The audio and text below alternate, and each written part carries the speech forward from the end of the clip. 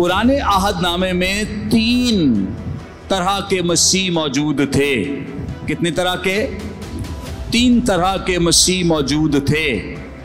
एक जो काहिन है वो भी मसीह कहलाता था। क्या कहलाता था?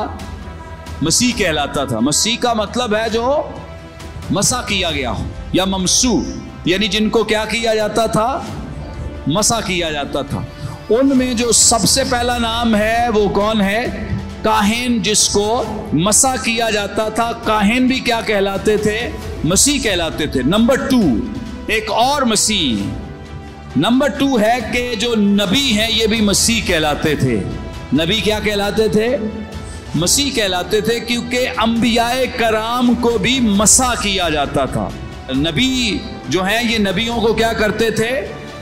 मसा करते थे। ओके, इसलिए इन्हें मसीह कहा जाता था। नंबर 3 बादशाहों को भी क्या कहा जाता था?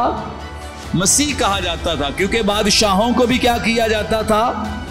मसा किया जाता। सो ओल्ड टेस्टामेंट में 3 तरह के मसीह थे। कितनी इकसाम के थे? 3 तरह के। पहले काहिन, नंबर 2 नबी, नंबर 3 बादशाह। सो ये 3 लोग क्या कहलाते थे? मसीह कहलाते थे। अब ख्याल करें कि ये भी मसीह हैं, तो अगर न्यू टेस्टामेंट में भी एक मसीह है तो फिर फर्क क्या रहा? लेकिन न्यू टेस्टामेंट में अगर आप मेरे साथ देखें, हवाला एक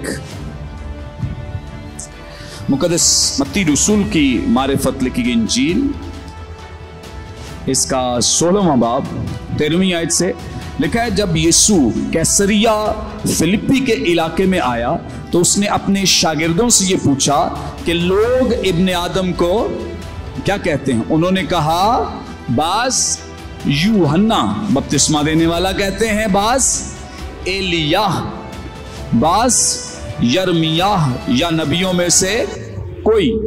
उसने उनसे कहा, मगर तुम मुझे क्या कहते हो?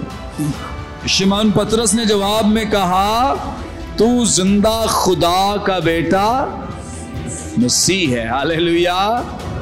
अगर आप यूनानी मतन पढ़ सकें, वहां डेफिनेट आर्टिकल लगाया गया है कि you are the Christ, you are the Christ, कि इस जैसा क्राइस्ट जो है, तेरे जैसा मसीह, और बाकी सारे क्राइस्ट हैं, वो सारे मसीह हैं, लेकिन यू आर द क्राइस्ट, के तुझ जैसा कोई मसीह नहीं है। सारे मसीह हैं, काहिन भी मसीह हैं, नबी भी मसीह हैं, बादशाह भी मसीह हैं, but you are the Christ, के तू ऐसा मसीह है जिसका कोई सानी नहीं है, जिसका कोई नेमल बदल नहीं है, जिस जैसा और कोई नहीं है।